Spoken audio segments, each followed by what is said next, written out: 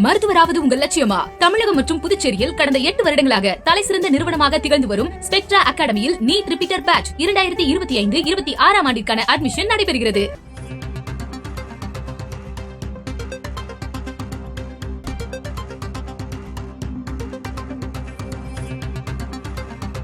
திருவன் கடத்தல் வழக்கு தொடர்பாக கைது செய்யப்பட்டிருக்கும் ஏடிஜிபி ஜெயராமன் கைது உத்தரவை எதிர்த்து உச்சநீதிமன்றத்தில் மேல்முறையீட்டு மனு தாக்கல் செய்திருக்கிறார். சென்னை உயர்நீதிமன்றத்தின் உத்தரவை எதிர்த்து மேல்முறையீடு செய்திருக்கிறார் ஜெயராமன் என்ற செய்தி பார்க்கிறோம். மேல்முறையீட்டு வழக்கை நாளை பட்டியலிட்டு விசாரிக்க உச்சநீதிமன்றமும் ஒப்புதல் தெரிவித்திருக்கிறது.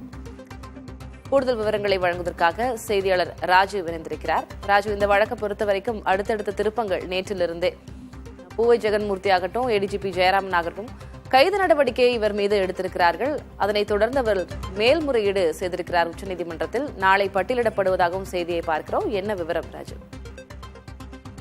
திலகவதி, அதாவது இந்த காதல் திருமணம் ஜோடி அந்த வழக்கில் காதலினுடைய அந்த தம்பி கடத்திய வழக்கில் தான் இந்த புரட்சி பாரதம் கட்சி தலைவரும் கேவி குப்பம் தொகுதி எம்எல்ஏவுமான பூவை ஜெகன்மூர்த்தி மீது குற்றம் சாட்டப்பட்டது. அந்த விசாரணையின் போது அவர் வீட்டிற்கு போலீசார் சென்ற பொழுது அவர் கட்சியினர் ஆயிரக்கணக்கானோர் திரண்டனர். அதற்கிடையில் அவர் தலைமறைவானார்.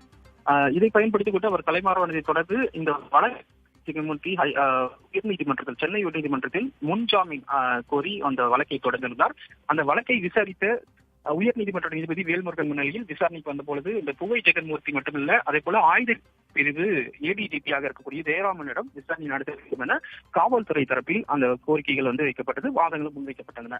அவர் மீதும் சந்தேகம் இருப்பதாகவும் திருவள்ளூர் மாவட்ட போலீசார் தெரிவித்தனர். இதைத் தொடர்ந்து ஏடிஜிபி ஜெயராமன், எம்எல்ஏ ஜெகன்மூர்த்தி இருவரும் அன்றைய தினம் மதியம் 2:30 மணிக்கு விசாரணைக்கு ஆஜராக வேண்டும் என உயர்நீதிமன்ற நீதிபதி உத்தரவிட்டார். அதன்படி இருவரும் நீதிமன்றத்தில் ஆஜராகினர். இந்த வழக்கை விசாரித்த நீதிபதி ஏடிஜிபி ஜெயராமனை கைது செய்ய உத்தரவிட்டார். அதன்படி அவர் கைது செய்யப்பட்டிருக்கக்கூடிய நிலையில் ஏடிஜிபி தற்போது சென்னை உயர்நீதிமன்ற கைது உத்தரவுக்கு எதிராக உச்சநீதிமன்றத்தில் ஒரு மேல்முறையீட்டு மனுவை தாக்கல் செய்திருந்தார். அந்த வழக்கை உடனடியாக விசாரிக்க வேண்டும் என இன்றைய தினம் நீதிமன்றத்தின் முன் அவர் முறையிட்டார். ஆனால் தற்போது இந்த கோடைக்கால விடுமுறையினுடைய சிறப்பு அமர்வுகள் மட்டுமே நடைபெற்று வருவதால் இந்த வழக்கை நாளை பட்டியலிட்டு விசாரிப்பதற்கு நீதிமன்றம் ஒப்புக்கொண்டிருக்கின்றது. அதன்படி நாளை தினம் இந்த வழக்கினுடைய விசாரணையானது உச்சநீதிமன்றத்தில் விசாரணைக்கு வருகிறது.